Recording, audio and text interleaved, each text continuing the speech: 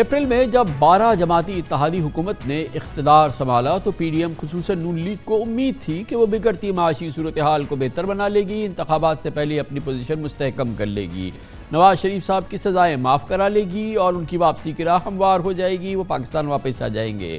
9 ماہ گزر گئے، اس کے باوجود معاشی حالات بہت خراب، مزید دگرگو ہو گئے، مہنگائی نے عوام کی کمر توڑ دی اور IMF پروگرام میں ہوا میں معلق نظر آ رہا ہے۔ بدترین مہنگائی کے سائے تلے الیکشن سر پہ کھڑے ہیں۔ عمران خان نے دونوں صوبائی اسمبلیز پنجاب اور KP کی تحلیل کر دی ہیں، 90 دن کے اندر الیکشن ہونا ہے اور مہنگائی میں مزید اضافہ یقینی ہے کیونکہ حکومت کو IMF کی کڑوی گولی پینی ہے۔ بدترین صورتحال ہے اور پارٹی انتخابات میں جانے کے لیے اب کسی بیانیے کی تلاش میں ہے جو یقیناً ایک بہت چیلنجنگ معاملہ ہے۔ نواز شریف صاحب کو لندن گئے 3 سال 2 ماہ ہو گئے ہیں مگر ابھی تک ان کی واپسی کہیں منظر پر نہیں۔ نون لیگ کے سینئر رہنما ان کی وطن واپسی کی مسلسل بیچارے تاریخیں دے کے تھک نہیں رہے۔ یہ مسلسل ایک منترا ہے جو ہم سن رہے ہیں مگر نواز شریف صاحب کی بظاہر فوری واپسی کہیں نظر نہیں آ رہی۔ اسی دوران ورکرز کے حوصلے ظاہر ہے پست ہے اور دوسری جانب قائدین نون لیگ کی جانب سے مورسی سیاست کو دوام بخشنے کے فیصلوں نے پارٹی کے اندر بھی کسی مایوسی کو جنم دیا ہے۔ 2 ہفتے قبل نواز شریف نے مریم نواز کو پارٹی کا سینئر نائب صدر مقرر کر دیا تھا، پارٹی کی تنظیم سازی ان کے حوالے کر دی تھی۔ اس فیصلے کے آگے سینئر پارٹی ارکان سر تسلیم تو کر رہے مگر وہ اس فیصلے سے خبروں کے مطابق خوش نہیں ہے۔ بتایا گیا ہے کہ مریم نواز شاید اس ماہ لندن سے پاکستان آ ہی جائیں مگر حیران کن طور پہ حمزہ شہباز سیاسی منظرنامے سے مسلسل غائب ہیں۔ جائزہ لیا جائے تو پچھلے 9 مہینوں میں نون لیگ کو عمران خان نے اپنی جارحانہ سیاست سے پے در پے دھچکے دیے ہیں۔ کوشش کے باوجود نون لیگ عمران خان کے اتحادی وزیر اعلیٰ پنجاب پرویز الہی کو پہلے اعتماد کا ووٹ لینے اور پھر اس میں کامیابی سے نہیں روک سکی۔ پنجاب اسمبلی کی تحلیل رکوانے سے متعلق بھی نون لیگ کی حکمت عملی کارگر ثابت نہیں ہوئی۔ لندن میں اس وقت کیا گفتگو ہو رہی ہے، وہاں پہ صلاح مشورہ اور آئندہ کے اندازے اور ارادے، ان باتوں پہ ہم ان سوالوں کے جواب حاصل کریں گے۔ لندن جائیں گے جہاں پر ہمارے بیورو چیف ممتاز صحافی اظہر جاوید موجود ہیں۔ بہت شکریہ اظہر جاوید صاحب۔ یہ بتائیے گا کہ کیا صورتحال ہے؟ پہلی بات تو یہ کہ بظاہر پہلا امپورٹنٹ سوال یہ ہے کہ ہم کئی مہینوں سے بات کر رہے ہیں، سپٹمبر اگست سے، کہ اب آئے نواز شریف صاحب، اب آئے نواز شریف صاحب، اب آئے نواز شریف صاحب۔ جنوری بھی اب آدھا مہینہ گزر گیا ہے، مجھے تو کہیں ہورائزن پہ نواز شریف صاحب کی واپسی نظر نہیں آ رہی ہے۔ ایسی ہی صورتحال ہے اور یہ کیا وجہ ہو رہی ہے کہ اب تو وہ نہ بات کرتے ہیں کسی سیاسی موضوع پہ، نہ تبصرہ کرتے ہیں، نہ کسی صحافی کے سوال کا جواب دیتے ہیں، مہینوں کوئی ٹویٹ نہیں کرتے، ان کی دلچسپی تو صفر نظر آتی ہے ان معاملات میں۔ بہت شکریہ کامران صاحب۔ ایک بات تو بالکل طے ہے کہ اس وقت مسلم لیگ نون پاکستان میں عملی طور پر ڈس فنکشنل ہے۔ ان کے جو ہیڈ ہیں، جو قائد ہیں، میاں محمد نواز شریف یہاں لندن میں بیٹھے ہیں اور پاکستان میں جس کا جو دل کر رہا ہے وہ کر رہا ہے۔ اس وقت عملی صورتحال یہ نظر آ رہی ہے اور اس کے علاوہ مسلم لیگ نون کے جو صدر ہیں شہباز شریف صاحب، وہ حکومتی مصروفیات کی وجہ سے پارٹی کو بالکل ٹائم نہیں دے رہے۔ جہاں پہ جو فیڈ بیک بھی آتا ہے وہ یہی آتا ہے، اسی وجہ سے مریم نواز صاحبہ کو چیف آرگنائزر بنانے کا فیصلہ کیا گیا، لیکن 2 ہفتے اب اس میں بھی گزر گئے ہیں۔ یہاں صلاح مشورہ تو جاری ہے۔ رانا ثناء اللہ صاحب یہاں تشریف لائے، رات کو ابھی ان کی ملاقات یہاں پہ لندن میں ہوئی، لیکن رانا ثناء اللہ صاحب وہی ہیں جو مکمل طور پر ناکام رہے۔ جو ٹاسک ان کو سونپا گیا تھا پنجاب اسمبلی میں جو اعتماد کا ووٹ لینے کے لیے وزیر اعلیٰ پرویز الہی کی طرف، تو اس طرح اس وقت بھی وہ ایک ناکام حیثیت سے اس وقت اپنے لیڈر کے پاس موجود ہیں۔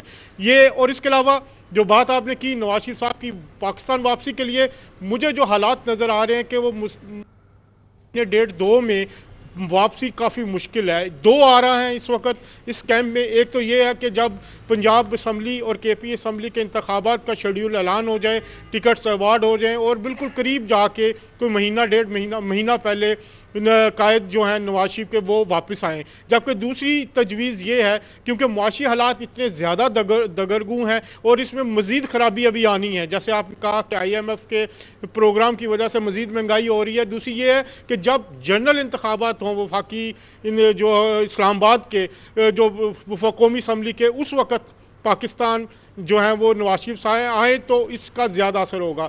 तो लेकिन ये जो अमली तौर पर सियासत, आपने जैसे कहा शहबाज शरीफ साहब वो इस वक्त अमेरिका में, उनकी वालदा की तबीयत ठीक नहीं है, वो उनके वहाँ पर इलाज में मसरूफ़ है। बहुत बहुत शुक्रिया जावेद हमारे साथ लंदन से मौजूद थे। जनाब नवाज शरीफ की खामोशी, कब आएंगे नहीं आएंगे, नून लीग का एक इस वक्त की सूरत हाल, बयानिए की तलाश और बेपनाह चैलेंज है, संगीन चैलेंज जिसका सामना इस वक्त सियासी चैलेंज का सामना कर रही है पाकिस्तान मुस्लिम लीग नून। वो जमात जो अब से 1 साल पहले तक मकबूल तरीन जमात हो रही थी, जिसके टिकट के लिए लोग लाइन लगा रहे थे, इस वक्त वो बहुत ही मुश्किल सूरत हाल से, आजमाइश से गुजर रही है।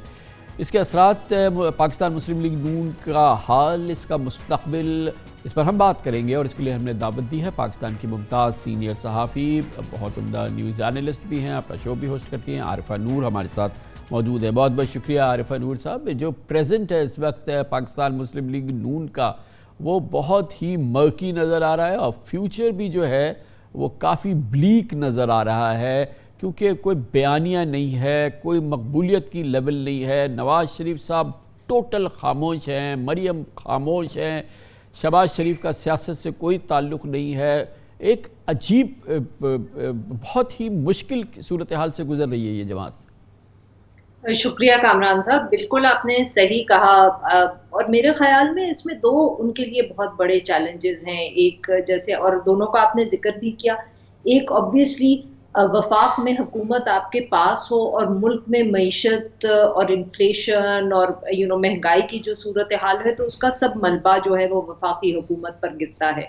इमरान खान साहब जब वजीर आज़म थे, वो भी, उन पर भी यही बोझ था और अब PMLN पर ये बोझ है। मगर जो एडिशनल फैक्टर है PMLN के केस में, जिसका भी मेरे ख्याल में आपने बिल्कुल उसको हाईलाइट किया, वो है जो मुझे लगता है कि उनके ख़ानदान में भी कुछ एक टेंशन्स और तनाव चल रहा है और उसका भी कुछ ना कुछ असर है। देखें, मतलब कि इतना बड़ा वाक़या हो गया पंजाब के अंदर, अगर वोट ऑफ कॉन्फिडेंस था तो ये कह देना कि शहबाज शरीफ साहब बहुत मसरूफ़ थे, ये काफ़ी तो नहीं है। इमरान खान साहब पे बहुत तनकीद होती थी और सही होती थी कि आप वज़ीर आज़म बन गए तो ठीक है, मगर पार्टी और सियासी मामलात को आपने देखना है। आसिफ अली जरदारी साहब सदर थे इस मुल्क के, वो बिल्कुल सियासी सूरत हाल पे नज़र रखते थे, एलाय से मुलाकातें करते थे।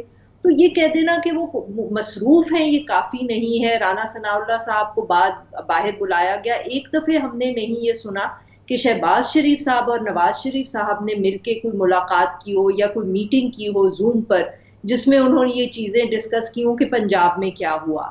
और इसी तरह हमजा शहबाज शरीफ साहब, मतलब लीडर ऑफ द ऑपोजिशन थे, ख़ानदान में ज़रूर कोई बीमार होगा, उनके लिए एक बहुत अहम इशू है ये, मगर लीडर ऑफ द ऑपोजिशन सिरे से मौजूद ही नहीं थे मुल्क में जब हुकूमत वो चाह रहे थे कि पंजाब की उन्हें मिल जाए। तो ये राना सनाउल्लाह साहब को कह देना कि वो नाकाम है, मेरे ख्याल में ये तो बहुत एक डाउन द रोड आपको क्या लग रहा है? क्योंकि बहरहाल आज की सिचुएशन में अप्रैल के एंड में इलेक्शंस होने हैं, बड़े इलेक्शंस हैं पंजाब की सूबाई असम्बली के, KP के सूबाई असम्बली के, मेक और ब्रेक फॉर्चून्स हैं इस इलेक्शन में। तो इस सूरत हाल में किस तरह से PMLN उसमें एंटर होगी?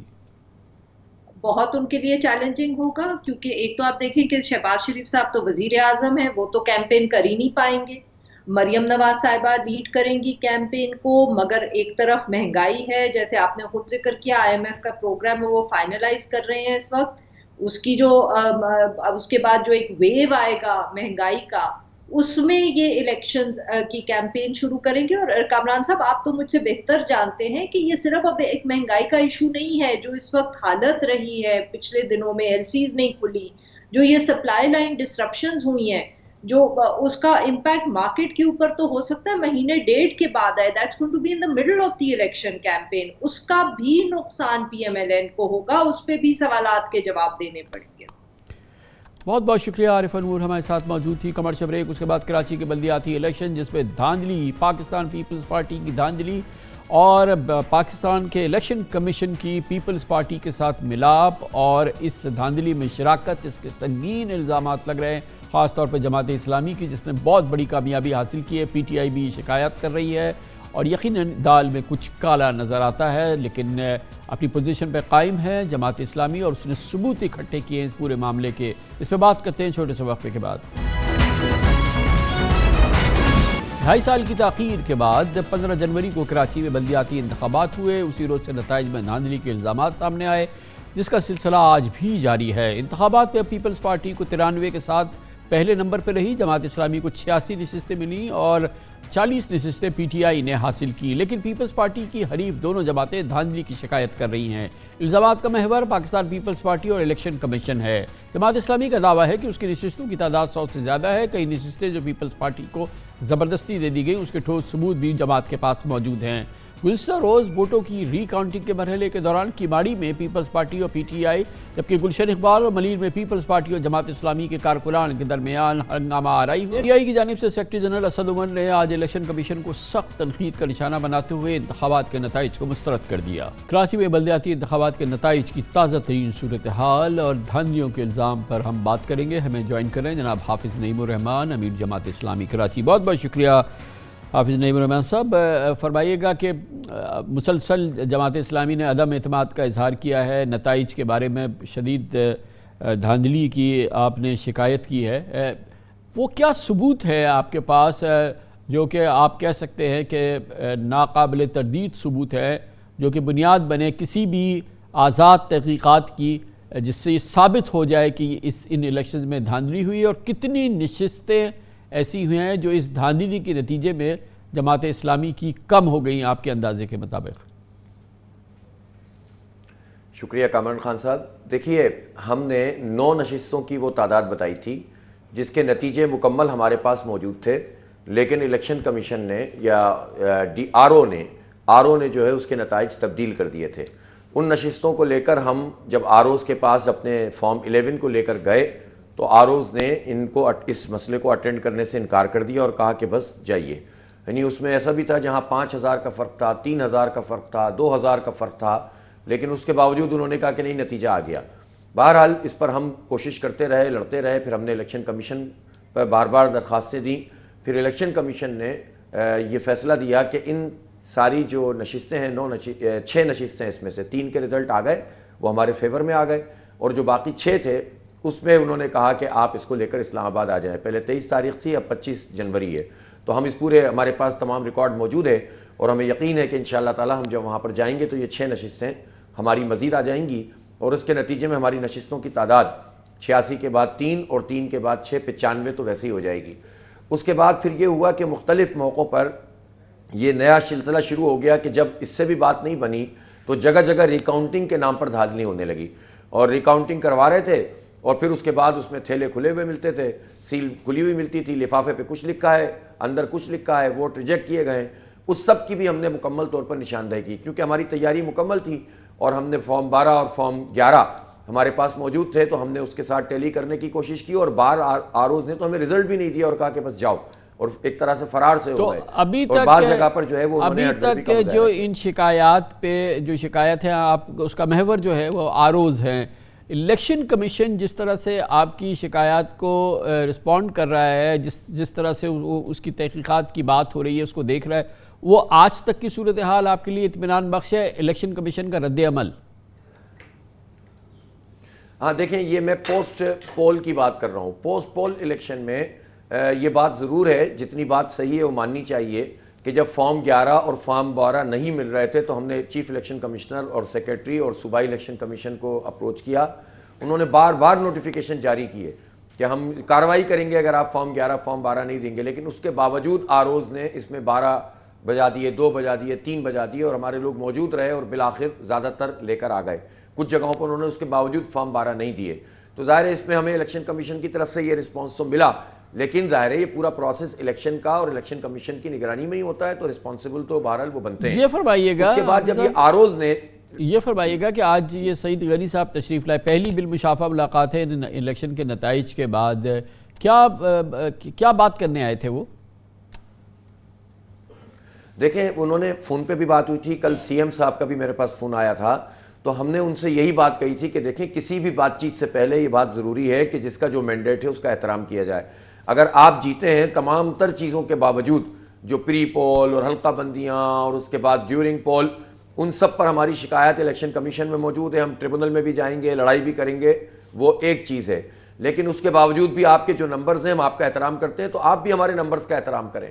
آپ بھی ہمارے پڑھنے والے. ظاہر ہے جماعت اسلامی نے شہر میں سب سے زیادہ ووٹ حاصل کیے ہیں اور شاید پیپلز پارٹی سے ڈبل ووٹ حاصل کیے ہیں پورے شہر میں. وہ تو انہوں نے اپنے حلقوں کی ٹوئسٹنگ کی وجہ سے نمبر زیادہ کر لیے ہیں. تو میں نے کہا کہ بھائی اب ایک حد سے زیادہ تو آپ نہیں جائیں نا، تو آپ کم از کم اس کو اسٹاپ کریں. انہوں نے کہا کہ اچھا جتنے جائز خدشات ہوں گے ہم دور کریں گے. پھر انہوں نے اپنے پارٹی کے لوگوں کی ذمہ داری بھی لگائی.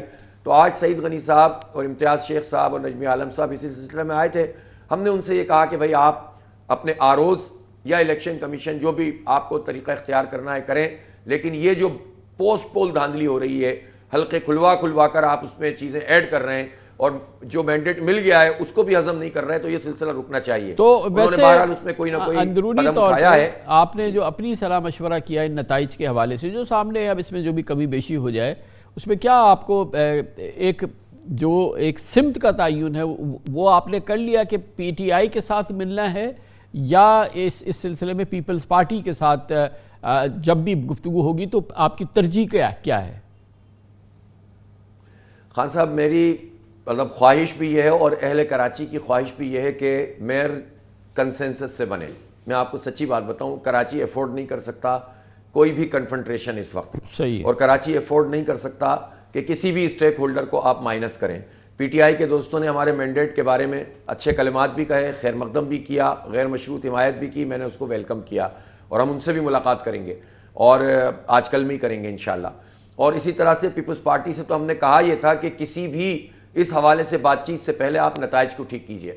نتائج ٹھیک ہوں گے تو کسی بات چیت کے عمل کو ہم شروع کریں گے، ورنہ بات چیت کیسے شروع ہوگی؟ تو آج جو یہ ملاقات ہوئی اس کے بعد آئندہ کی کسی ملاقات کی کوئی بات ہوئی، کوئی ایسا ذکر ہوا ہے کہ پھر کہ اس کو اب باقاعدہ شکل دیا جائے اور اس میئر کے حوالے سے کوئی گفتگو ہو؟ آج تو شاید نہیں ہوئی اس معاملے میں بات.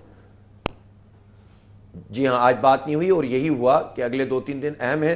آپ یہ عملی اقدامات لے لیں. نئی جو ہے وہ چیزیں سامنے نہیں آنی چاہیے، کوئی نئی دھاندلی سامنے نہیں آنی چاہیے. اس پہ آپ اپنا رول پلے کریں. اگر آپ کے لوگ کچھ کر رہے ہیں تو اس کو روکیں. اور الیکشن کمیشن سے بھی ہم بات کریں گے. تو میرا خیال ہے کہ کچھ چیزیں بہتر ہوئی ہیں. ہم 1-2 دن اور دیکھیں گے. جب یہ وائنڈ اپ ہو جائے گا سلسلہ، کوئی نئی صورت ایسی نہیں بنے گی سیٹوں کو کم کرنے کی، تو پھر اس کے بعد ظاہر سی بات ہے یہ جو چیف منسٹر سے آپ کی گفتگو ہوئی تھی مراد علی شاہ صاحب سے، گفتگو سے اندازہ ہوتا ہے کہ ان کا رجحان اور انداز، اور اس سے اندازہ ہوتا ہے کہ وہ اس میں شراکت چاہتے ہیں. اور کس قسم کی گفتگو تھی؟ نہیں، انہوں نے یہی کہا کہ دیکھیں ہمیں مل کر ہی چلنا ہے اور شہر کی تعمیر و ترقی کے لیے مل کر چلنا چاہیے، اور جماعت اسلامی سے ہمیں کوئی اختلاف بھی اس طرح کا نہیں ہے. جو بھی چیز ہے ایڈریس ہو جانی چاہیے اور جائز خدشات ہم پورے کریں گے، اور جو الیکشن کمیشن کی چیزیں ہیں آپ وہاں بھیج دیں. تو ہم نے ان سے یہی کہا کہ آپ ڈیپیوٹ کریں کسی کو تاکہ یہ مسئلہ ایڈریس ہو سکے. یعنی جو ہماری اس وقت تک وہ حلقوں کا مسئلہ حل نہیں ہوا تھا جس کو الیکشن کمیشن نے ٹیک اپ کر لیا. ظاہر ہے وہ بہت امپورٹنٹ بات تھی کہ 9 حلقے ایسے جہاں آپ جیت چکے ہیں، فارم موجود ہوں، اور اس کو آپ کی جیت کو نکال کے اور ان کی ہار کر دو تو ہمارے 9 کم ہو گئے اور ان کے 9 زیادہ ہو گئے. تو آپ سوچ سکتے ہیں اس سے نمبر پہ کتنا فرق پڑ جاتا ہے. پھر اس کے بعد جو یہ ریکاؤنٹنگ کے بعد بیچ میں جو ہے وہ جیتی ہوئی سیٹیں ہروانے کا سلسلہ شروع ہوا. تو بہرحال اس کے اوپر آج میں سمجھتا ہوں کہ ایک پازیٹیولی انہوں نے بیہیو کیا ہے. تو جتنی بات اچھی ہے اس کو ایکسیپٹ کرنا چاہیے. میرا خیال ہے یہ سلسلہ رکے گا، کئی نمبرز کہیں ٹھکانے پہ لگیں گے، نتائج کو تسلیم کیا جائے گا تو بات چیت کریں گے. اور میں پھر یہ کہنا چاہوں گا کامران خان صاحب کہ میں چاہتا ہوں کہ دیکھیں میئر تو جماعت اسلامی کا ہی بنے گا نا. آپ کو بھی اندازہ ہے کہ بنانے کی میئر پوزیشن جماعت اسلامی ہی ہے اس کی پوزیشن میں. تو میں یہ چاہتا ہوں کہ اب کراچی کا کنسنسس میئر ہو اور اس پر پارٹیوں کو آن بورڈ لایا جائے اور اپنے تمام اختلافات کے باوجود اس شہر کراچی کی ڈیولپمنٹ کے لیے ہم سب ایک طرح سے سوچیں اور کام کریں. تو یہ خواہش ہے، اگر یہ نہیں پوری ہوگی تو پھر ہم اپنی حکمت عملی وضع کریں گے. یقیناً. بہت بہت شکریہ. حافظ نعیم الرحمان ہمارے ساتھ تھے اور بار بار کہتے ہیں کہ کنسنسس میئر ہونا چاہیے، جماعت اسلامی کا میئر ہوگا. ہم سب کے ساتھ مل کے کام کرنا چاہتے ہیں. کراچی کی ترقی ہمیں سب سے زیادہ ضروری ہے. Commercial break, news headlines دیکھیں، جس کے بعد ہم اپنے پروگرام کے باقی حصے کے ساتھ واپس آئیں گے.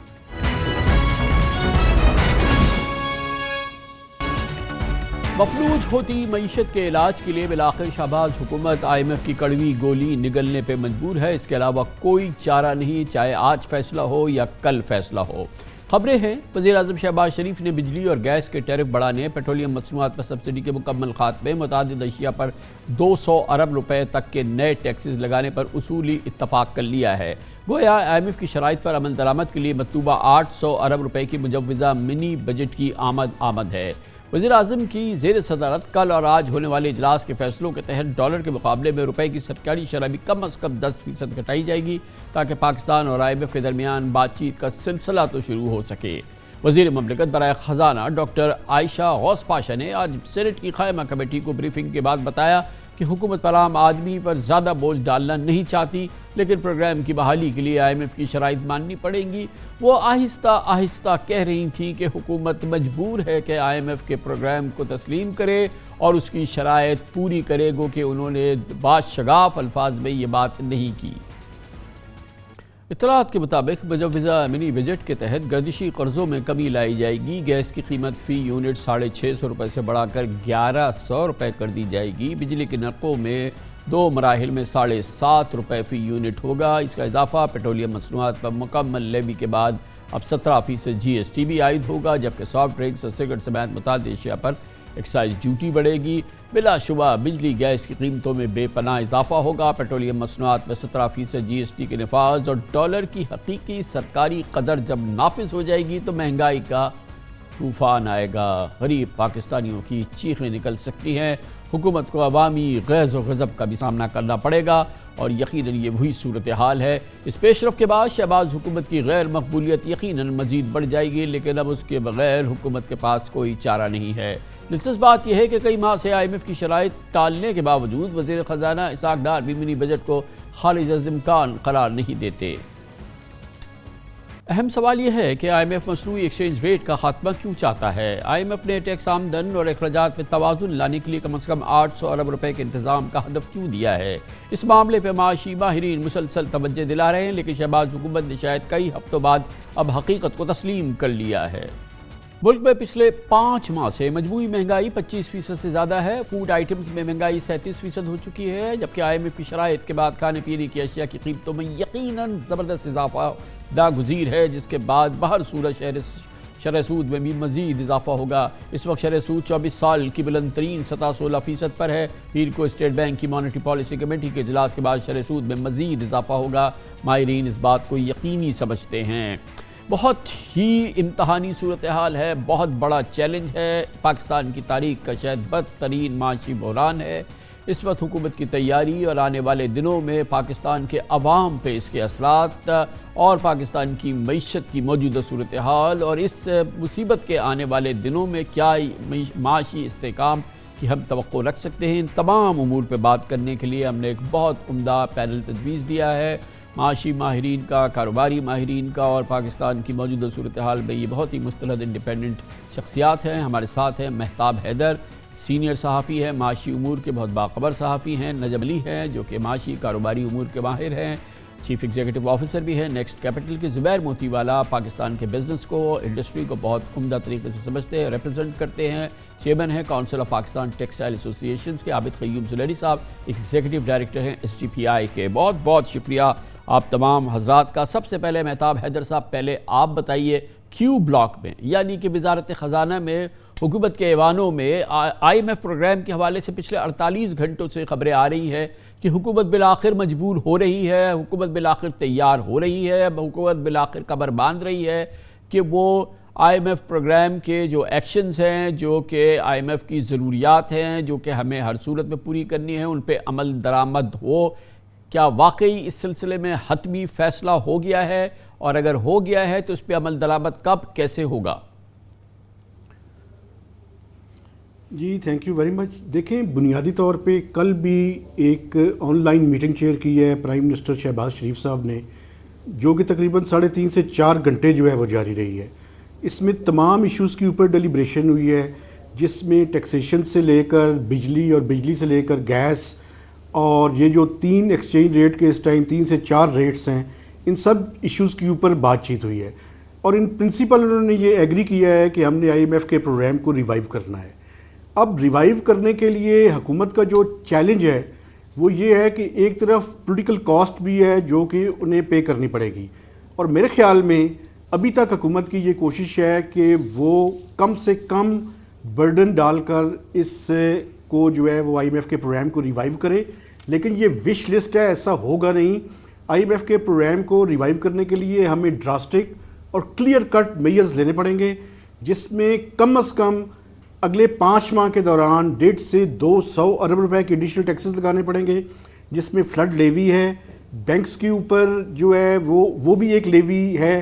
اس کے علاوہ ڈار صاحب نہیں چاہتے کہ جی ایس ٹی لگایا جائے پی او ایل پروڈکٹس کے اندر، لیکن اگر شارٹ فال ہوتا ہے اور ایف بی آر کی جو انٹرنل اسیسمنٹ ہے وہ یہ بتا رہی ہے کہ کوئی 170 ارب روپے کے ریونیو شارٹ فال ہوگا 7470 ارب روپے میں، چونکہ امپورٹس کمپریشن کی وجہ سے وہ یہ سمجھتے ہیں کہ ان کا یہ ریونیو شارٹ فال ہے۔ لیکن دوسری طرف میں آپ کو بتاؤں کہ صرف دسمبر میں 225 ارب روپے کا شارٹ فال ہوا ہے۔ ایف بی آر اس میں یہ کہہ رہا ہے کہ جو آئی ایم ایف کے ساتھ ان کا ایگریمنٹ ہے اس کے تحت 80 سے 82 ارب روپے کا شارٹ فال ہے، لیکن شارٹ فال ہے اور یہ آئندہ جو مہینے ان میں جو ہے وہ زیادہ ہو جائے گا۔ اس میں جو بنیادی وجہ وہ قرار دے رہے ہیں ایک تو امپورٹ کمپریشن کو، اور دوسری جو وجہ قرار دے رہے ہیں وہ یہ کہہ رہے ہیں کہ ایف بی آر کے جو سٹیپس تھے وہ سٹے آرڈرز جو ہیں وہ ڈیمڈ انکم کا اور سپر ٹیکس کا حوالہ دے رہے ہیں۔ ایک تو یہ ٹیکسز لگانے پڑیں گے، دوسری طرف جو پی ڈی ایل ہے، پی ڈی ایل پہ میکسیمم آئی ایم ایف کے ساتھ یہ کہہ رہے ہیں کہ ہمیں 550 تک اگر ریوائز کر کے اجازت دے دے، لیکن اس میں بھی آپ یہ دیکھیں کہ ابھی ڈیزل کے اوپر 50 روپے نہیں ہے، اس کو 50 روپے کرنا پڑے گا۔ اب اس کے علاوہ جو ہے پراپرٹی کی ٹرانزیکشنز کے اوپر، شوگری ڈرنکس کے اوپر، اور اس کے علاوہ پی او ایل کی پروڈکٹس کے اوپر جی ایس ٹی انڈر کنسیڈریشن ہے۔ اب حکومت کیا فیصلہ کرتی ہے یہ دیکھنا باقی ہے۔ اس کے علاوہ بجلی کی پرائسز 7.5 روپے منیمم آپ کو بڑھانی پڑے گی، اس سے کم پہ آئی ایم ایف ایگری نہیں ہوگا۔ اور گیس کی پرائسز تو آپ کو پتہ ہے کہ اوگرا پہلے ہی ریکمینڈ کر چکا ہے، اب دیکھنا یہ ہے کہ حکومت کس حد تک ایبزارب کرتی ہے اور کتنا جو ہے۔ یہ تو ہو گئی اس وقت کی بات جبکہ آپ تمام آئی ایم ایف کے اقدامات کی بات کر رہے ہیں، لیکن ایک قدم جو کہ اس میں ابھی تک ذکر آپ کے اس میں نہیں ہوا لیکن باہر ہونا ہے اگر ہمیں آئے پروگرام میں جانا ہے، وہ ہے کہ ہمیں ایکسچینج ریٹ کو فکس کرنا ہے، جس کا مطلب یہ ہے کہ کم از کم 10 سے 12% کی ڈیپریسیشن ہمیں الاؤ کرنی ہے، ریٹ کو آزاد چھوڑنا ہے، نہ جانے 270 260 255 250 پہ کہاں جا کے یہ سرکاری قیمت رکے گی۔ اور عابد قیوم سلیری صاحب جب یہ ایڈجسٹمنٹ ہو جائے گی تو اس کے ساتھ جو طوفان مہنگائی کا آئے گا وہ تو بالکل علیحدہ ہے نا، کیونکہ اس کے بعد جو ساری ہمارے ایڈیبل آئل کی امپورٹس جو ہیں وہ مہنگی ہو جائیں گی، ہمارے آئل کی امپورٹس مہنگی ہو جائیں گی، ہماری سارا پیٹرولیم جو سب سے بڑی امپورٹ ہے وہ مہنگی ہو جائے گی، اور پھر بجلی اور مزید مہنگی ہو جائے گی۔ یہ تو قیامت کا سما ہوگا، کیونکہ ایکسچینج ریٹ تو ہمیں فکس کرنا ہی کرنا ہے، 12-15% کی ڈیویلیویشن تو کرنی ہی کرنی ہے۔ سلیری صاحب دیکھیں اس سے بڑی قیامت جو ہے وہ اس صورت میں آئے گی اگر ہم یہ سب کچھ نہیں کریں گے۔ اگر ہمیں اپنے آپ کو سری لنکا بننے سے روکنا ہے، ہم نہیں چاہتے کہ ہمارے پیٹرول پمپس پہ اور جو باقی ہماری جو ڈیلی ضروریات زندگی ہیں اس کے لیے لمبی لمبی قطاریں لگی ہوں، تو ظاہر ہے کہ یہ سب کچھ کرنا اور یہ جتنی جلدی ہو جائے گا اتنا کم پینفل ہوگا، جتنا ہم اس کو تاخیر کا سبب بن رہا ہے اس میں اتنا یہ زیادہ سٹیپس جو ہیں وہ لینا پڑ رہے ہوں گے۔ بہت سے لوگ جو ہیں وہ یہی مشورہ دے رہے تھے کہ اس کو 1-2 مہینے پہلے 3 مہینے پہلے شروع کر دینا چاہیے تھا، بجائے اس کے کہ اس کو مصنوعی طریقے سے روکا جاتا۔ اور اب بھی یہ بالکل کرکٹ میچ ان آخری اوورز کی طرح ہے جس میں کہ رن ریٹ بہت زیادہ ہو جاتا ہے، لیکن اگر یہ نہیں ہوتا تو پھر جو مہنگائی ہوگی وہ مہنگائی نہیں ہوگی بلکہ چیزیں آپ کی ایکسیس سے باہر ہو جائیں گی۔ یعنی آپ تصور کر سکتے ہیں کہ آپ کی جیبوں میں پاکستانی روپے بھرے ہوئے ہوں اور آپ پیٹرول پمپس کے اوپر لائنوں میں لگے ہوں گھنٹوں کہ آپ کو پیٹرول راشن ہو کے مل رہا ہے، جس ملک میں اس وقت آپ کے پاس ٹوٹل 30 دن کے ڈیزل کا ذخیرہ ہے، 18 دن کے پیٹرول کا ذخیرہ ہے، اور اگر یہ آپ کے پاس ڈالرز نہیں آتے، آپ کی پیٹرولیم ایلسیز جو ہے فردر وہ نہیں آتی، تو آپ اس کو کتنا عرصہ اور لنگر آن کر سکتے ہیں۔ تو یقیناً اس وقت آئی ایم ایف کے پاس ہی جانا ہے، اور یہ ایک ایسی ٹریٹمنٹ ہے جس کو ہم جتنا ڈیلے کر رہے ہیں وہ اتنی پینفل بن رہی ہے۔ ٹوٹل امپورٹس کی سکت جو ہے ہماری 2.5 سے 3 ہفتے کے درمیان ہے۔ نجم علی صاحب آپ بتائیے گا کہ یہ جب ہم ڈالر تو ہمیں چھوڑنا پڑے گا، چاہے بہت سارے ماہرین اس کی جو منفی اثرات ہیں، جو نیگیٹو فال آؤٹ ہے اس کا بہت زیادہ اس کی بات بھی کر رہے ہیں. کل ہمارے پروگرام میں عارف حبیب صاحب نے بہت زور دے کے کہا کہ اس کے بڑے شدید نقصان ہوں گے, بٹ اس کے بغیر تو چارہ ہی نہیں ہے نا. جی شکریہ کامران صاحب. کامران صاحب ایشو گورنمنٹ کے لیے جو ہے نا وہ دو فرنٹس پر ہے. ایک آپ کی ڈومیسٹک پاپولیشن ہے جو کہ already under lot of inflation ہے, اور دوسری طرف آپ کے لیے پاس ڈالرز نہیں ہیں جس کی وجہ سے آپ امپورٹس نہیں کر پا رہے اپنی, بیکاز آپ کا کرنٹ اکاؤنٹ ڈیفیسٹ یہ گورنمنٹ بڑھانا نہیں چاہتی. اب اگر عام حالات ہوتے تو جس طرح عارف صاحب نے کل بات کی تھی تو آپ ہو سکتا تھا کہ آپ انٹر بینک ریٹ اور جو اوپن مارکیٹ ریٹ ہے اس کو آپ علیحدہ علیحدہ چلنے دیتے. اب اس کے دو بڑے نقصان ہو رہے ہیں اس وقت. ایک تو یہ کہ آپ کی ریمیٹنسز نہیں آفیشیل چینل سے آ رہی کیونکہ جو پریمیم ہے over the interbank rate وہ بہت زیادہ ہے, اور دوسری وجہ یہ ہے کہ جو اگر آپ اس کو ریٹ کو کھلا چھوڑتے ہیں تو آپ کی جو انفلیشن ہے وہ بالکل چھت سے جا کے لگ جائے گا, کیونکہ آپ کی پوری اکانومی جو ہے وہ امپورٹ ڈیپینڈنٹ ہے. تو گورنمنٹ, میرا اپنا خیال ہے گورنمنٹ کی خواہش تھی کہ کسی طریقے سے جو فلڈ کا جو ریزن ہے اس کو سامنے رکھتے ہوئے کچھ ریلیکسیشنز آئی ایم ایف سے لے گا. مجھے نہیں پتا آئی ایم ایف سے گورنمنٹ کی کیا بات ہوئی ہے, لیکن یہ میں گورنمنٹ کی اس حد تک بات سے ضرور اگری کروں گا کہ ہمارے بڑے پیکیولر حالات ہیں اور ہم نے ایک بہت سیریس قسم کے فلڈ کا سامنا کیا ہے. اگر ہم نے اس موقع پہ بھی عام آدمی پہ بہت بوجھ ڈالا تو ملک میں ایک بہت بڑا انریسٹ کریٹ ہوگا, اور وہ پھر پولیٹیکلی کسی کے لیے ممکن نہیں ہوگا اس کو کنٹرول کرنا. اگر جیسا پاشا صاحب نے کہا ہے, اگر انفلیشن رن اوے ہوتا ہے اور 35 سے 70% ہو جاتا ہے تو پھر آپ اندازہ کریں کہ جو سوشل انریسٹ ہوگا اس کی کیا کاسٹ ہوگی. جی تو گورنمنٹ کے لیے یہ حالات واقعی بہت مشکل ہیں. بالکل ہے. اور زبیر موتی والا صاحب آپ یہ بتائیے گا کہ بہت بڑا مسئلہ جو ہے وہ کاروبار کا ہے, صنعتوں کا ہے, انڈسٹریز کا ہے, معیشت کا ہے, اسی لیے میں نے کہا کہ آپ یہ ساری بات سن لیں. اب آپ یہ بتائیے کہ آپ لوگ کاروبار, معیشت, ہماری تجارت, ہماری تمام جو یہ معیشت کی بیک بون ہے, یہ تیار ہے کہ آئی ایم ایف پروگرام کے ساتھ جو تمام ابھی جس کی ہم پورا احاطہ کر رہے تھے جو مسائل سامنے آئیں گے, بے پناہ مہنگی بجلی, بے پناہ مہنگا پیٹرول, بے پناہ مہنگی گیس اور امپورٹس مزید مہنگی, یہ تمام چیزیں وہ آپ کے لیے زیادہ قابل قبول ہیں یا جو آج کی سختی صورتحال ہے وہ قابل قبول ہے؟ کیا ہونے جا رہا ہے؟ آپ لوگوں کا کیا اس وقت جو آپ لوگوں کا جو نظر ہے وہ کیا دیکھ رہی ہے؟ دیکھیں جی, ہم تو یہ سمجھتے ہیں کہ جو ابھی ہو رہا ہے وہ بھی ٹھیک نہیں ہے, اور جو آئی ایم ایف کے جو پروگرام میں جانے کے لیے جو شرائط ہیں اس کو اگر قبول کرتے ہیں تو وہ بھی ممکن نہیں ہے. کہ پاکستان میں دو طرح کی انڈسٹری ہے. ایک وہ انڈسٹری جو ایکسپورٹ کو کیٹر کرتی ہے. اگر آپ کا ڈالر, آپ کا روپیہ ڈپریشیٹ ہو جاتا ہے تو شاید تھوڑے سے آنسو پوچھ جائیں گے ایکسپورٹ میں ہمارے. کیا اور ہو جائے گا موتی والا صاحب؟ 110 روپے کا 270 روپے کا ہو گیا, اور کتنا اس میں گھٹانا چاہتے ہیں آپ؟ نہیں, ابھی تو آفیشیل ہم کو تو 228 روپے مل رہے ہیں. جی جی. اب میں تو اس کی بات کر رہا ہوں جو دو ایکسچینج ریٹ ہیں. آپ اس کی بات کریں جو اوپن مارکیٹ میں جو جب میں ایکسپورٹ کرتا ہوں تو مجھے 228 روپے سے ڈالر ملتا ہے. اگر اس میں اگر یہ اضافہ کر دیں تو شاید, میں تو کہہ رہا ہوں وہ نہیں کہہ رہا, لیکن جو ہمارا جو مین ایک بات ہمیشہ ہم بھول جاتے ہیں, بہت ایکسپورٹ کی ہم بات کرتے ہیں, میں بھی ایکسپورٹر ہوں, لیکن پرابلم یہ ہے کہ جی ڈی پی کا 8% ہماری ایکسپورٹ ہے, 92% تو لوکل مارکیٹ ہی ہے جو ہمارا ٹریڈ ان سائڈ اور آؤٹ سائڈ ہے. تو آپ یہ سمجھیں کہ آج کے اندر پاکستان کے اندر کہ ڈو یو تھنک کہ double price of the gas یا 7.5 روپے الیکٹریسٹی کی پرائز, اس کے اندر کیا ہم افورڈ کر سکیں گے؟ کیا ہم یہ پاس آن کر سکیں گے, یا کیا ہماری مینوفیکچرنگ اس کو سسٹین کر سکے گی؟ اور دوسری بات یہ کہ جو عام آدمی ہے اس کے پاس جو سب سے پہلی پرائرٹی ہے وہ تو آپ دیکھیں کھانا ہے, پھر گھر کا کرایہ ہے, پھر آپ کا الیکٹرک کا بل ہے. یہ 3 پرائرٹیز کے بعد چوتھی پرائرٹی اسکول کی فیس ہے. جو باقی ہم جس کی بات کرتے ہیں, جس کے اندر ہم ایکسپرٹس ہیں, ٹیکسٹائل ہو گیا یا اور پلاسٹک کی آئٹمز ہو گئی, وہ تو پھر وہ اس کا نمبر ہی نہیں آتا. تو وہ تو ہم اس قدر پرابلم میں آ جائیں گے کہ مجھے لگتا ہے کہ پاکستان کے اندر جو حالات ہیں آج. دوسری بات آپ دیکھیں آج ہم کیا کر رہے ہیں, آپ یہ کہہ رہے ہیں کہ 500, کسی نے کہا کہ 500 بلین ریونیو کم ہو گیا. میں کہہ رہا ہوں 1000 بلین ریونیو بڑھ جائے گا, اس لیے کہ 5700 کنٹینر ابھی پورٹ پہ پڑے ہیں. جو ہم نے کل گورنر صاحب کے ساتھ بیٹھ کے, گورنر اسمبلی کے ساتھ بیٹھ کے لمبی چوڑی باتیں کی.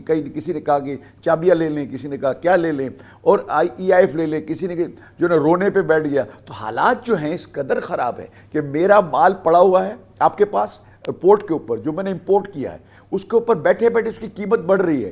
آپ مجھے بتائیں ریٹینشن چارج لگ رہا ہے, اس کے اوپر آپ کا شپنگ والوں کے کنٹینر ہولڈنگ کے چارج لگ رہے ہیں, اور آپ کا ویئر ہاؤس چارجز لگ رہے ہیں. یہ تمام چارجز مجھے ڈیلی بنیاد کے اوپر لگ رہے ہیں.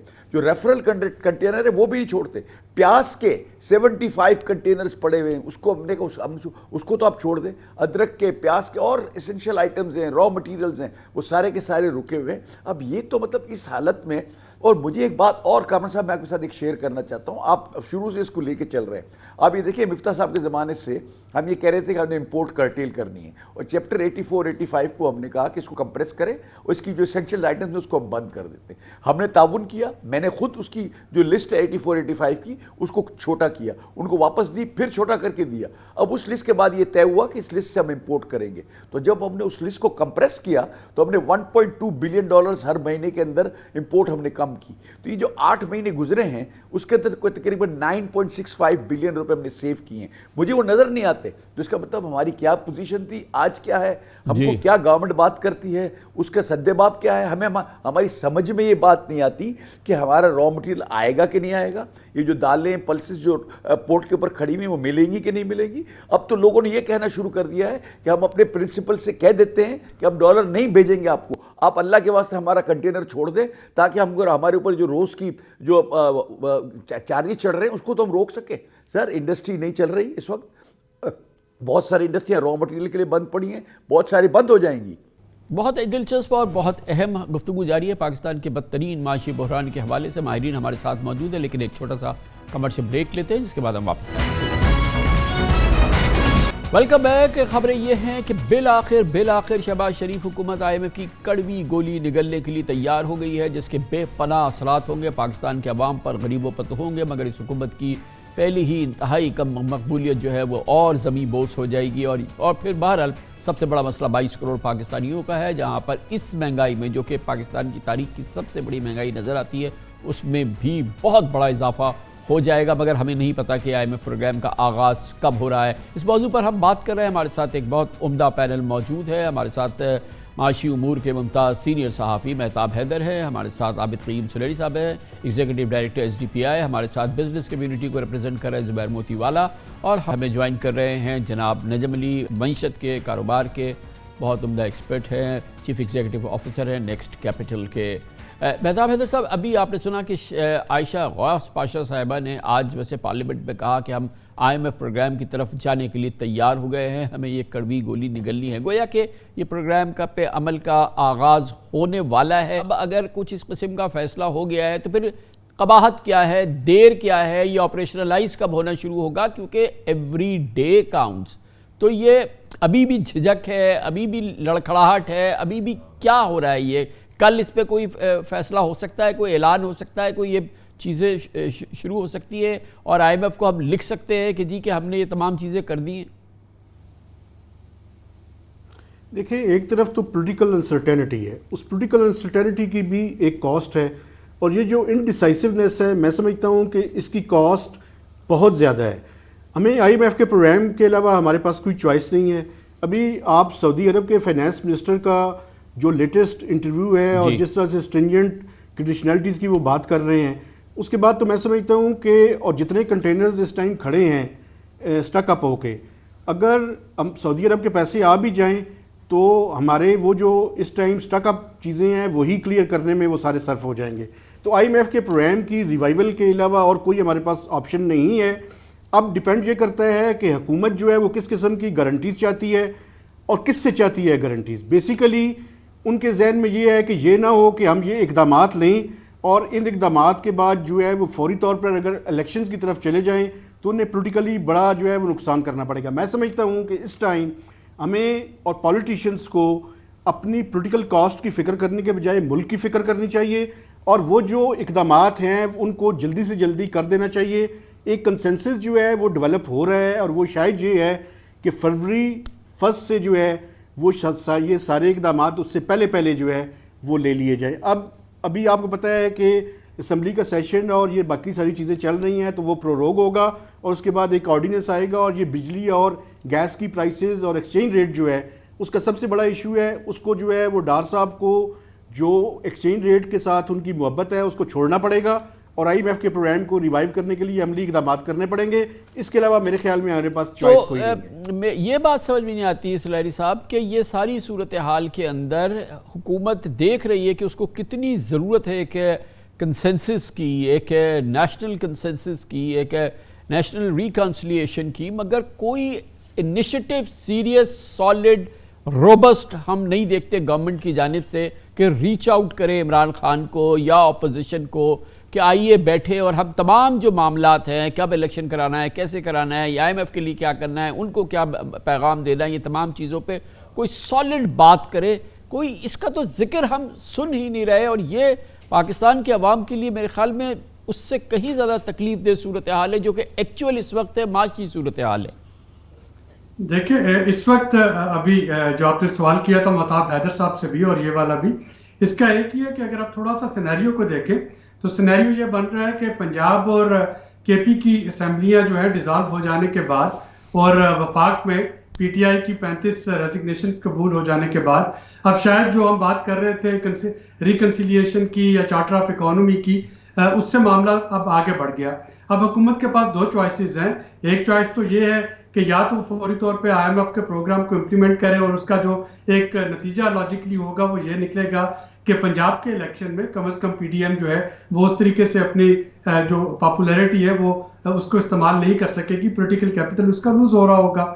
اب اگر وہ یہ رسک نہیں لینا چاہ رہی کہ دونوں صوبائی اسمبلیوں میں وہ اپنا پولیٹیکل کیپٹل لوز کرے, تو پھر اس کے پاس دوسری آپشن جو ہے وہ یہی بچتی ہے کہ جہاں تک وہ پل آن کر سکتی ہے اسد عمر صاحب والے فارمولے کے مطابق جو انہوں نے پہلے سال کیا تھا, اس کو پل آن کر کے اور الیکشن جو ہے ایک ارلی الیکشنز اناؤنس کر دے, جو کیئر ٹیکرز ہوں گے وہ ان ساری چیزوں کو امپلیمنٹ کرے, اور اس کے بعد لیکن اس کا جو میں کانسیکوینس دیکھ رہا ہوں وہ یہ ہے کہ جو بھی پارٹی الیکشن جیت کے آگے آئے گی اس کو اس سے ٹف IMF کا پروگرام جو ہے وہ نیگوشیٹ کرنا ہوگا, کیونکہ اس وقت آپ کے پاس یہ پوزیشن بہرحال نہیں ہے, نہ اس حکومت کے پاس, نہ آنے والی حکومت کے پاس, نہ کیئر ٹیکرز کے پاس, کہ وہ IMF کی سپورٹ کے بغیر اپنا یہ جو بیلنس آف پیمنٹ کرائسس ہے اسے نکل سکے. تو یہ خاصی catch-22 سچویشن ہے جس میں کہ ریکنسیلیشن کم از کم اس وقت سیاسی جماعتیں جو ہیں یہ نہیں کر سکیں گی. اگر اسٹیبلشمنٹ اس میں کسی کو رول پلے کر سکتی ہے یا صدر مملکت کوئی رول پلے کر سکتے ہیں تو دیکھا جا سکتا ہے کہ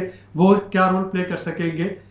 کم از کم جو اس وقت الیکشنز کے سینیریو نظر آ رہا ہے صوبائی اسمبلیوں میں, اس میں تو میں یہ ہوتا ہوا نہیں دیکھ رہا ہوں کہ یہ PTI اور PDM مل کے بیٹھیں اور آگے کا سوچیں.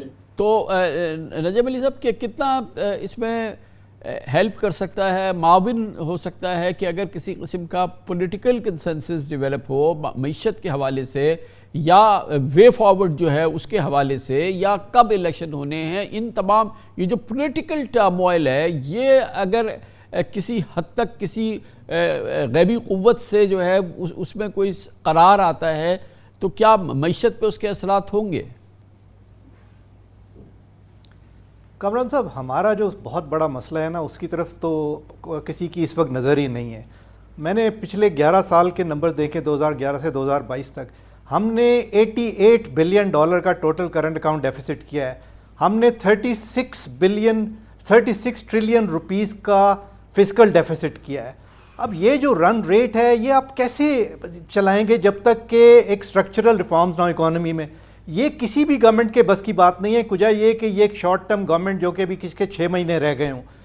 تو یہ سب لوگ یہ سمجھ رہے ہیں کہ IMF کا ایگریمنٹ ہو جائے گا اور چیزیں ٹھیک ہو جائیں گی, چلیں ہمارا ایک جو ڈیفالٹ ہے نا وہ اوورٹ ہو جائے گا, لیکن ہماری اکانومی پھر بھی نہیں گرو کر پائے گی, ہمارا انفلیشن کیسے نیچے آئے گا؟ اس کے لیے بہت بڑی ریفارمز کی ضرورت ہے جو کہ اس گورنمنٹ کے بس کی بات نہیں ہے. یہ ایک نئی گورنمنٹ آئے جو کہ 5 سال کا مینڈیٹ جس کے پاس ہو اور وہ پھر یہ آرام سے بیٹھ کر یہ ریفارم کریں, ورنہ یہ کیونکہ انیشلی ان میں بڑا پین ہوگا ان ریفارمز کے اندر, چاہے وہ ٹیکسیشن میں ہو, چاہے آپ کو اپنے کرنٹ اکاؤنٹ جو آپ کا کرنٹ ایکسپینڈیچر ہے اسے کم کرنا ہو, آپ کو اپنی امپورٹ انڈسٹری کو ریسٹرکچر کرنا ہو, یا آپ کو ایکسپورٹ کو بڑھانا ہو. ان ساری چیزوں کے لیے جس قسم کی ریفارمز کی ضرورت ہے وہ یہ شارٹ ٹرم میں نہیں ممکن. اور ہمارا بڑا مسئلہ وہی ہے, ہم نہیں افورڈ کر سکتے کہ ہم ان ریفارمز کو ڈیلے کریں کہ الیکشن جو ہیں وہ جا کے اکتوبر نومبر میں ہوں, ہم سب اس کا ویٹ کرتے رہیں اور ابھی صرف ایک چھوٹا سا IMF اگریمنٹ ہو جائے جس سے کہ ڈیفالٹ ایورٹ ہو جائے. یہ ایک شارٹ ٹرم اسٹریٹجی تو ہو سکتی ہے بٹ پاکستانیوں کے لیے اس میں کوئی ریلیف نہیں ہے. یہ پورا ملک اسی طرح ہی چلتا رہے گا چاہے آپ کا IMF اگریمنٹ آج بھی ہو جائے. جی تو زبیر موتی والا صاحب، آپ لوگ تمام مسائل بیان کر رہے ہیں جس سے آپ گزر رہے ہیں، آپ دیکھ رہے ہیں، ابھی ہم بھی اس کا پورا ذکر کر رہے ہیں، لیکن اگر آپ مثال کے طور پہ حکومت میں ہوں، آپ صاحب فیصلہ ہوں، تو آپ کیا کر سکتے ہیں جو کہ ہونا چاہیے جو نہیں ہو رہا، یا آپ حکومت سے کہیں کہ بھائی یہ تو سیدھی بات ہے، یہ تو کر کے دکھاؤ؟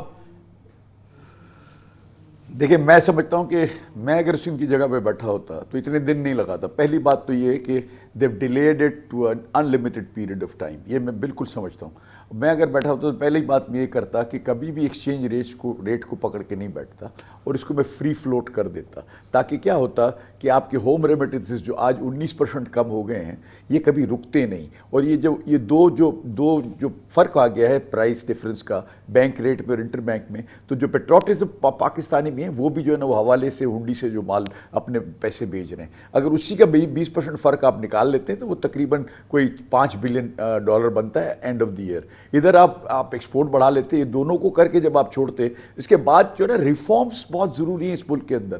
اگر آپ یہ سمجھے، جیسے بالکل میں اگری کرتا ہوں جو ابھی سلیری صاحب کہہ رہے تھے کہ جی آپ نے ابھی ایڈاک قسم کے ساتھ آپ نے ایک اسٹاپ گیپ ارینجمنٹ کے تحت آپ نے ایگریمنٹ کر لیا، جو IMF نے کہا وہ آپ نے مان لیا، لیکن کیا ان باتوں سے صنعتیں چل جائیں گی؟ کیا ان باتوں سے ہمارا پروڈکشن جاری و ساری رہے گا؟ کیا ان باتوں سے ایکسپورٹ بڑھے گا؟ کیا ان باتوں سے ہم امپورٹ سبسٹیٹیوٹ انڈسٹری چلا سکیں گے، لگا سکیں گے؟ تو ان تمام سوالوں کا جواب نہیں میں ہے. یہ ایسا نہیں ہو سکتا. میں یہ چاہتا ہوں کہ ایکسپورٹ ریٹ فلوٹ ہو جائے. دوسری بات میں یہ چاہتا ہوں کہ ہم آج اگر ہم یہ نہیں کریں گے تو ہم کو ہماری سرحدوں کو دیکھنا چاہیے. افغان ٹرانزٹ ریٹ کے ذریعے اور اسمگل گڈس کے ذریعے یہاں بہت سارا جو ہے نا ابھی آج اس وجہ سے سامان آ رہا ہے جو ہم کو انجری کر رہا ہے ہماری انڈسٹری کو. میں یہ چاہتا ہوں سر کہ ہم سنگل لائنر یہ ہے کہ ہم نے جو ڈالر کو جو پکڑ کے ہم بیٹھے ہیں اس کو ختم کرنا چاہیے. جو آپ کے سٹک اپ کنٹینرز ہیں 5700 ان کو فل فور کل ریلیز کرنا چاہیے، کیونکہ اس میں سے 4000 کنٹینر والے آپ کو پتہ ہے نا کہ کل گورنر اسٹیٹ بینک نے کہا کہ 11,000 LCs پھنسی ہوئی ہیں. بہت تیزی سے وہ یہ لفظ کہہ گئے، مگر یہ 11,000 LCs کو ریلیز کرنے کے لیے $4 ارب چاہیے. کہاں سے لائیں؟ سر نہیں، میں آپ سے یہ بات دیکھیں، وہ وہیں میں بیٹھا ہوا تھا اسی کی میں بات کر رہا ہوں. دیکھیں 11,000 LCO کی میں بات نہیں کر رہا. ہم نے یہ لوگوں نے یہ تیاری دکھائی ہے اور لوگوں کے سپلائرز نے تیاری دکھائی ہے کہ چونکہ اس وقت پاکستان کے پاس ڈالر نہیں ہے، ہم اس کو ڈیفرڈ پیمنٹ پہ لے جاتے ہیں. آپ کے پاس جو اس وقت LC کی ڈاکیومنٹس پڑے ہوئے ہیں، آپ کے پاس DA کے پڑے ہوئے ہیں، آپ کے پاس کانٹریکٹ کے تحت جو آپ کی امپورٹ ہوئی ہیں، وہ سب کے اوپر وہ ایفیڈیوٹ دے کے کرنے کو تیار ہیں کہ اگلے 90 دن میں، 180 دن میں، 365 دن کے بعد ہم اس کی پیمنٹ مانگیں گے. آپ برائے مہربانی اس سامان کو، اس جو کنٹینرز ہیں اس کو ریلیز کریں. دوسری بات آپ یہ سمجھیں کہ شپنگ کمپنیاں کہہ رہی ہیں کہ یہ میرے کنٹینر ہیں. بھائی آپ کے نہیں، آپ نے تو اپنی پالیسی کے تحت اس کو روک لی ہیں. اگر آپ اس کو اب چھوڑو گے نہیں تو مجھے کنٹینر واپس چاہیے، ورنہ ہم پاکستان کو اپنی شپنگ لائن سے اومٹ کر دیں گے. آپ مجھے بتائیے کہ اگر ہم 5,000 کنٹینر کسی اور کے روکے ہوئے ہیں اور ہم کمٹمنٹ دینے کو تیار ہیں، اور آج سے ہم نے اس کے اوپر کام بھی شروع کیا ہے. انہوں نے فارمیٹ دیا اسٹیٹ بینک نے کہ جو لوگ یہ ڈکلیریشن دیتے ہیں ان کی ہم جو ہے نا کنٹینرز کو چھوڑنا شروع کریں. کہاں سے لائیں گے آپ یہ جو ڈکلیریشن دے رہے ہیں؟ کل اسٹیٹ بینک نے بڑی فراخ دلی دکھائی. کیا آپ خود انتظام کر لیں؟ کہاں سے انتظام کر لیں؟ کیا آسمان سے گریں گے ڈالرز؟ کہاں سے لائیں گے آپ؟ نہیں، انتظام تو اسٹیٹ بینک نہیں کرنا ہے، انتظام تو گورنمنٹ نہیں کرنا ہے. اسٹیٹ بینک نہیں ڈالر دینے. صرف ڈیفرڈ پیمنٹ کا مطلب یہ ہے کہ فل فور ہمارے پاس نہیں ہے ڈالر.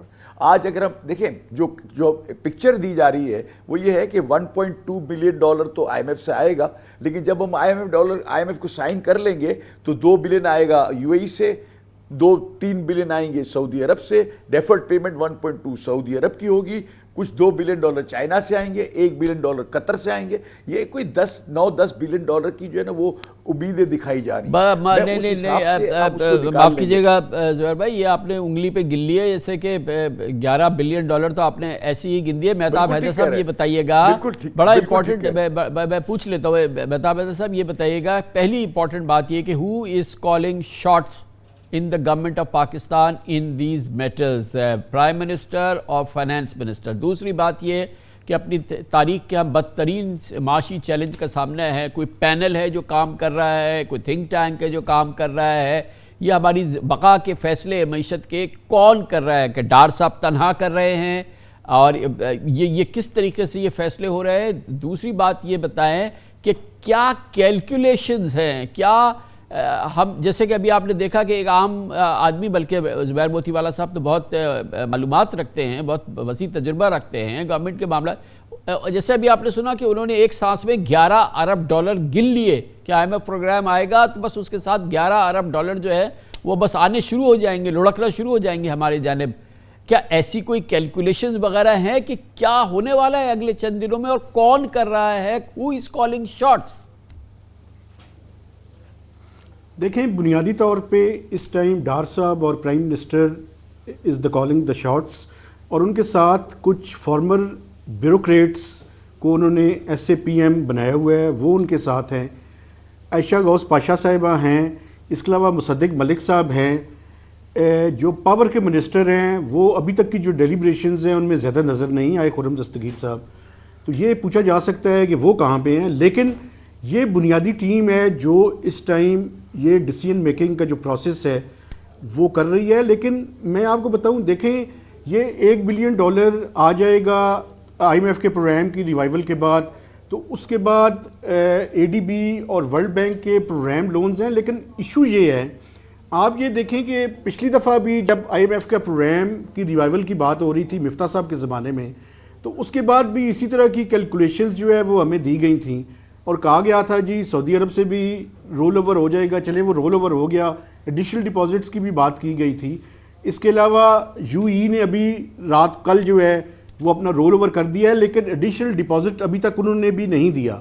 تو یہ چیزیں اتنی آسان نہیں ہیں, ہمیں اسٹرکچرل ریفارمز کرنی پڑیں گی. میں بالکل اتفاق کرتا ہوں پینل سے کہ ہمیں شارٹ ٹرم میں تو IMF کی پروگرام کی ریوائول کے علاوہ کوئی ہمارے پاس حل نہیں ہے, لیکن میڈیم ٹو لانگ ٹرم ہمیں نان ڈیٹ کریٹنگ انفلوز کی طرف جانا پڑے گا.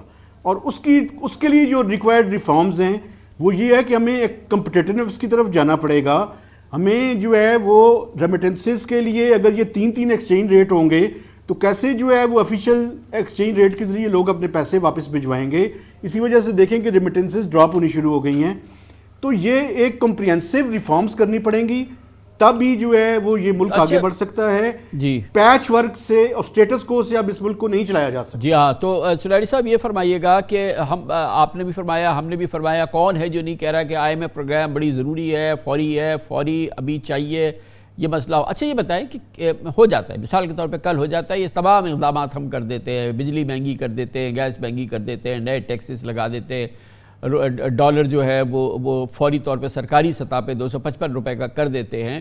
اچھا کیا مسائل حل ہوں گے؟ اس کے بعد بنیادی میرا سوال ہے, مثال کے طور پہ یہ 11,000 جو LCs ہماری پھنسی ہوئی ہے یہ ریلیز ہو جائیں گی, یہ جو ہمارے کنٹینرز پھنسے ہوئے ہیں یہ ریلیز ہو جائیں گے, یہ جو ہم ڈیویڈنڈ ریمٹ نہیں کرنے دے رہے ہیں ملٹی نیشنل کمپنیز کو, وہ بیچارے پھنسے ہوئے ہیں یہاں پہ $2 ارب, وہ پورے ہو جائیں گے. جو ہمارے ایئر لائنس کے ہم نے دینے ہیں وہ پورے ہو جائیں گے. کیا جو بینکس جو ہیں وہ اپنی جو بیسک ریکوائرمنٹ پوری نہیں کر رہے ہیں, مثال کے طور پہ کریڈٹ کارڈ وغیرہ کی پیمنٹ, کیا وہ پوری ہو جائے گی؟ یہ سچویشن جو ہے یہ ریلیکس ہو جائے گی اس کے بعد, اور پھر آبویسلی جو ہماری ایکسٹرنل لائبلٹیز ہیں جو کہ ہمیں اپنی ڈیٹ ری پیمنٹس وغیرہ کرنی ہے, یہ سب اس کے ساتھ ہو جائے گا. جیسے یہ IMF پروگرام ہوگا اس کے چند ہفتوں کے اندر یہ معاملات سہل ہو جائیں گے. دیکھیں کم از کم ایک ڈائریکشن جو ہے وہ مل جائے گی, اور وہ جو اس وقت ہم ایک سیلف ڈینائل میں بیٹھے ہیں, ساری دنیا کو اور ہمارے جو باقی کے پارٹنرز ہیں ان کو پتہ چل جائے گا کہ جی ہم اپنے لکونہ مانا اور ہم نے اس کو ٹھیک کرنا شروع کیا, جس کا مطلب ہے کہ اب ہم اس رستے پہ چلتے رہیں گے. اور جو ہی آپ کا یہ ایکسچینج ریٹ کا مسئلہ حل ہوتا ہے, آپ دیکھیے گا کہ فوری طور پہ بینکنگ چینلز کی طرف جو ڈائیورشن ہوگی ریمیٹنسز کی بھی اور ایکسپورٹ پروسیڈز کی بھی, اس سے آپ کی ایک اعتماد سازی جو ہے وہ بہتر ہو جائے گی. راتوں رات معاملہ ٹھیک نہیں ہوں گے لیکن معاملات بہتر ضرور ہونے شروع ہو جائیں گے. کل کی جو ورلڈ بینک کی تھی, جس کو کہ آج ورلڈ بینک کے کنٹری ڈائریکٹر نے تردید بھی کی کہ انہوں نے اس کو وہ ڈیفر نہیں کیا, اس میں بنیادی مسئلہ کیا تھا کہ وہ جو $1.1 بلین کی ٹرانچ وہ تبھی ورلڈ بینک بورڈ کے سامنے رکھی جائے گی جبکہ پاکستان اپنا انرجی سرکولر ڈیٹ جو ہے اس کو کم کرنے میں کامیاب ہو جائے گا. اب ظاہر ہے کہ جب آپ IMF کے پروگرام پہ عمل درآمد نہیں کر رہے, آپ اس جو انرجی سرکولر ڈیٹ ہے اس کو آپ ریفارم نہیں کرنا چاہ رہے, تو ورلڈ بینک نے بھی وہ $1.1 بلین روک لیے. اس کے ساتھ ایک اور جو بڑا مسئلہ ہے جو کہ آج سے ابھی دیکھیں, رشیا کے ساتھ ہم نے ایک ڈیلیگیشن آیا ہوا ہے اور یہ تقریباً 50-60 لوگ جس میں 16 جرنلسٹ بھی ہیں.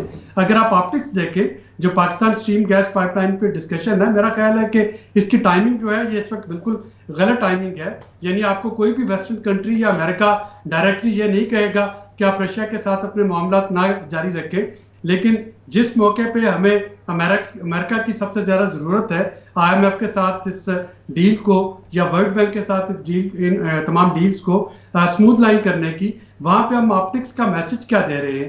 اگر تو Pakistan stream gas pipeline یہ سارے نیگوشیشن سے کچھ ڈالرز کا انفلو آ رہا ہوتا یا فوری طور پہ آپ کو انرجی کا انفلو آ رہا ہوتا, تو میں کہتا کہ ہمیں بالکل یہ جو تھا پلان بی کے طور پہ. میں یہی سوال نجم علی صاحب آپ سے پوچھنا چاہوں گا, آپ کی بہت معلومات ہے اس سلسلے میں, بڑا ایکسپیرینس ہے, کہ یہ جو ہم IMF پروگرام کر لیں گے اس کے بعد جو ہم اس بے پناہ شدید دباؤ میں ہیں, دوبارہ میں کہہ دیتا ہوں, یہ جو ہمارے تقریباً $4 ارب کی LCs پھنسی ہوئی ہیں, ہم ڈیویڈنڈ ریمٹ نہیں کرنے دے رہے ملٹی نیشنل کمپنیز کو, ہم اپنے لائبلٹیز پوری نہیں کر رہے, ایئر لائنس کو نہیں کر رہے, فارن ایئر لائنس کو, ہمیں اپنی ایکسٹرنل لائبلٹیز پوری کرنی ہے, ہمیں بہت شدید مسائل کا ہے. تو یہ سچویشن ریلیکس ہونی شروع ہو جائے گی چند ہفتوں کے اندر, IMF پروگرام آ گیا اور ہم نے ان کی جتنی کنڈیشنز ہیں وہ مان لی. تو جی جیسے زبیر موتی والا صاحب نے آپ کو گنائے تھے نا, ان ڈالرز کے علاوہ جو گورنمنٹ کی بینکوں سے ڈائریکٹ یہ جو فورن بینک سے ان سے بورونگز تھیں اور کچھ اور اس طرح کے جو بائی لیٹرل ارینجمنٹس تھے, وہ پیسے آنے شروع ہو جائیں گے, تو گورنمنٹ کی امیڈیٹ لیکوڈیٹی نیڈس تو ایڈریس ہو جائیں گی, اس میں تو مجھے کوئی شک نہیں ہے. آئی تھنک جو زیادہ بڑا مسئلہ ہے وہ یہ کہ انفلیشن کیسے نیچے آئے گا, اور اس کے علاوہ اگر گروتھ نہیں ہے تو آپ کے پاس ٹیکسیشن کی جو شارٹ فال آ رہا ہے وہ کیسے میٹ ہوگا. یہ وہ ایشوز ہیں سر جو کہ کسی بھی صورت میں شارٹ ٹرم میں حل نہیں ہونے والے, کیونکہ میں نے جیسا بتایا ہے 88 بلین, اگر آپ کی جو ٹوٹل اس وقت ایکسپورٹس ہیں وہ تقریباً $2.5 بلین ہیں, $2 بلین کی آپ کی جو ہیں وہ ریمیٹنسز ہیں, اگر آپ 6 سے 7 بلین کی امپورٹس کریں گے تو یہ ملک کی اکانومی کچھ تھوڑی سی چلنی شروع ہوگی. اس کا مطلب ہے $1.5 سے $2 بلین کا آپ کا کرنٹ اکاؤنٹ ڈیفیسٹ ہونا ہوگا, تو یہ اکانومی موو کرے گی. وہ پیسہ کہاں سے لائیں گے آپ؟ ابھی تو آپ ایک ٹھیک ہے یہ LCs جو ابھی جو پھنسی ہوئی ہیں یہ سب کھل جائیں گے, یہ $1.5 سے $2 بلین آپ فردر کہاں سے لایا کریں گے ہر منتھ؟